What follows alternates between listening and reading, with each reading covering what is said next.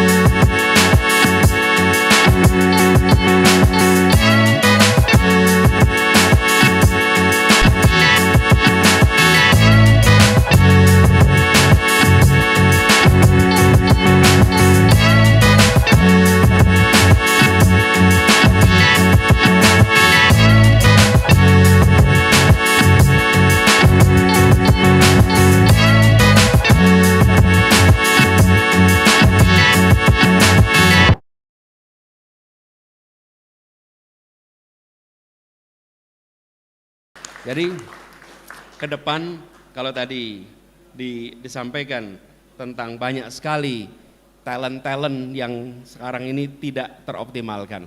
Bapak sekalian, ini bukan sekarang saya bicara ini, sudah berkali-kali, sudah berlama-lama. Yang dibutuhkan Indonesia ke depan adalah reindustrialisasi. Reindustrialisasi. Kenapa? Karena tadi disebutkan industrialisasi kita mengalami kemandekan. Kemudian banyak wilayah di Indonesia ini yang membutuhkan demand-nya tinggi atas produk industri itu. Sehingga gerakan industrialisasi atau reindustrialisasi ini didorong jangan di Jawa lagi. Dan jangan di kota-kota paling besar lagi. Justru harus dilakukan di daerah-daerah yang sekarang populasinya meningkat tetapi mereka tidak memiliki pasokan produk yang baik. Ini penting sekali. Jadi istilah kami adalah reindustrialisasi. Dan yang kedua yang tidak kalah penting, kita membutuhkan sebuah institusi yang menyusun talent pool untuk Indonesia. Hari ini kalau kita tanya, kami membutuhkan ahli A, tanyanya kemana? Kemana coba tanyanya? Ahli apa di bidang apa ada di mana?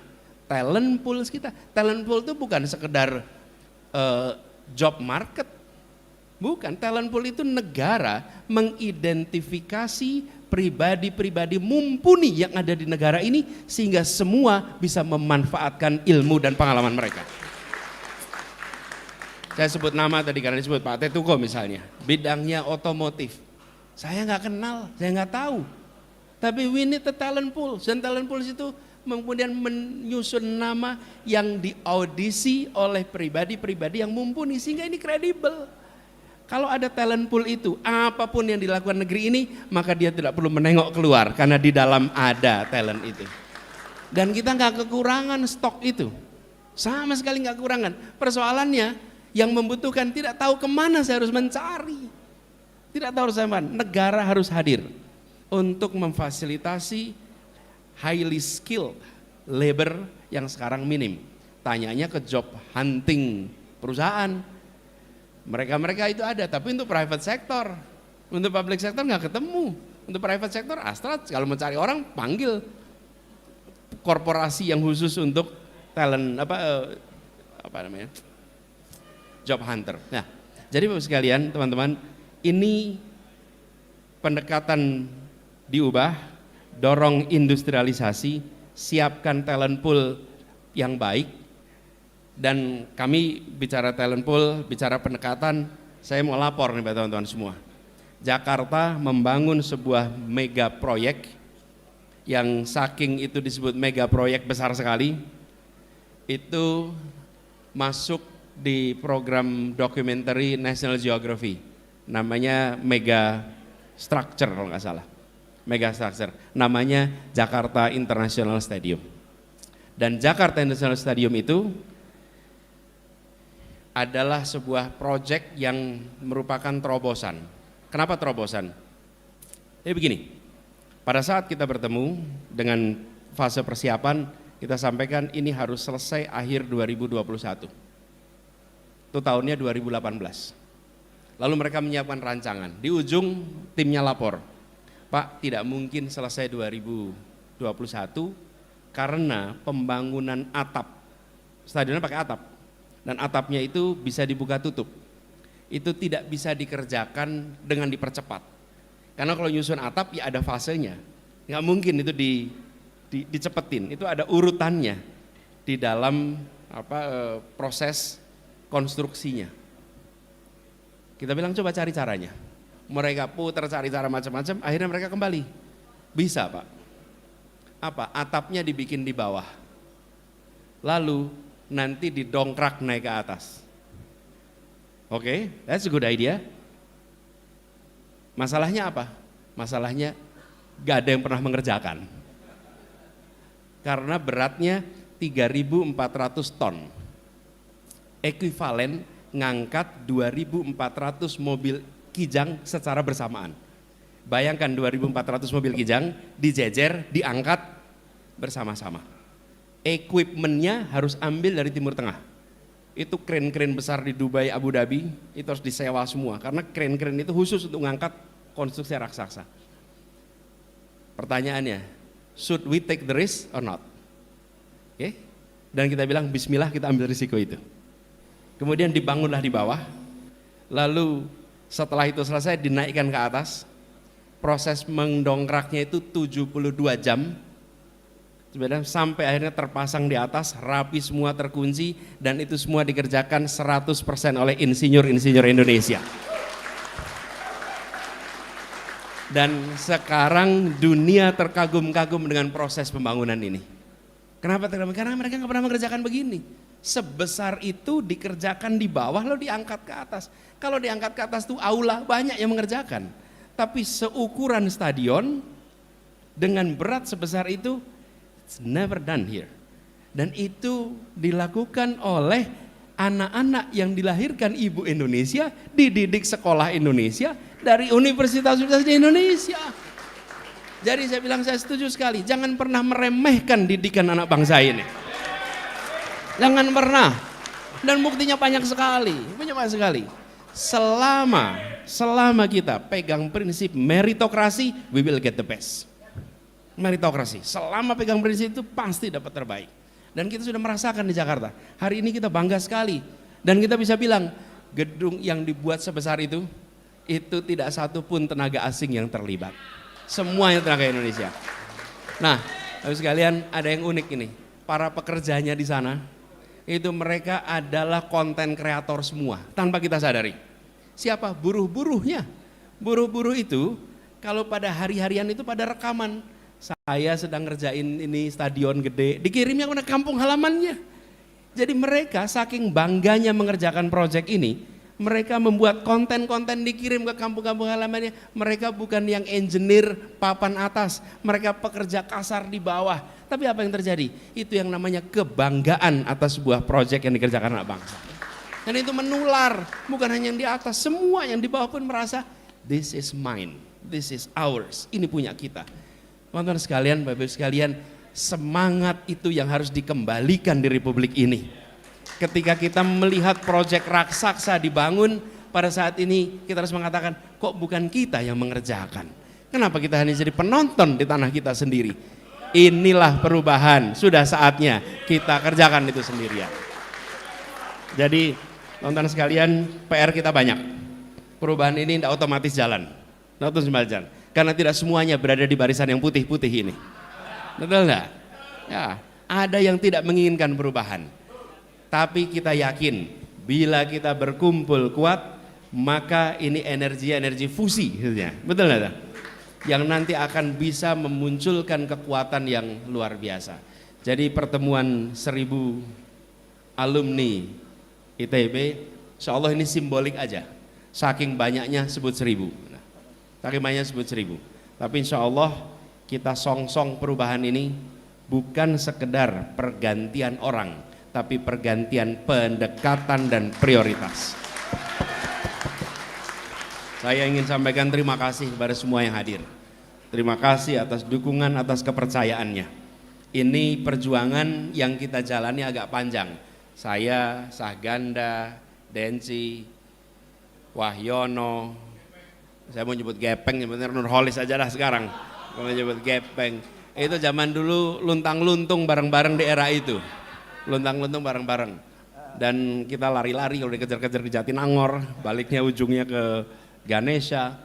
Ini perjuangan panjang, jadi ini bukan dadakan kita sekarang sedang masuk di dalam arena perjuangan. Ini kita kerjakan sejak zaman tahun 90-an ketika kita menginginkan demokrasi, dan demokrasi alhamdulillah sudah jalan 25 tahun. Sekarang saatnya untuk kita menunjukkan bahwa demokrasi delivers justice and prosperity. Bahwa demokrasi yang kita perjuangkan itu akan menghasilkan keadilan dan kesejahteraan. Ini kata kunci, jangan sampai demokrasi terjadi tapi tidak delivers apa yang menjadi aspirasi dari publik. Dan publik menginginkan kesetaraan, publik menginginkan kemajuan. Nah, mudah-mudahan ini bagian dari kita menuntaskan apa yang sudah dimulai dari tahun-tahun dulu. Jadi sudah saya bilang tadi, ini 70-an, 80-an, 90-an, 2000-an. Ini semua karena ITB dulu terkenal sebagai rombongan yang berani-berani itu di ITB. Jadi kalau sekarang ada orang ITB gak berani, ini bukan ITB sebetulnya, bukan ITB. Loh, kita di Jogja ini dapat ceritanya, itu rektor ITB, Iskandar Ali Sabana, betul nggak? Anak-anak itu pada ditahan, tetap aja bimbingan skripsi jalan, tetap aja pada bisa lulus. Kita bilang ini rektor dahsyat nih. Kalau rektornya berani, apalagi mahasiswanya, betul nggak? Jadi kalau ITB itu memang pemberani, dan sudah saatnya 2024 ITB bangkit lagi untuk jadi pemberani. Ya, itu aja teman-teman sekalian. Bismillah, insya Allah. Iya. Dan itu juga, Pak, saya pernah jemput Bang Imat. Ini Bang Imat ITB nih. Saya itu nggak pernah mengira kalau Bang Imat itu insinyur listrik. Saya kira kuliah tauhid itu ulama ini. Ternyata insinyur listrik gitu, insinyur elektro. Dan saya pernah jemput Bang Imat di Jogja. Lalu Bang Imat ini kan kita lihat, wah gede betul nih, apa Salman, kemudian pergerakan macam-macam. Jadi waktu saya jemput saya tanya, Bang Imat, gimana ceritanya Bang Imat itu kuliahnya teknik elektro? Terus dia bilang begini, ini cerita beliau nih. Dulu saya di Sumatera Utara ada peresmian Bendungan Asahan katanya. Bendungan Asahan.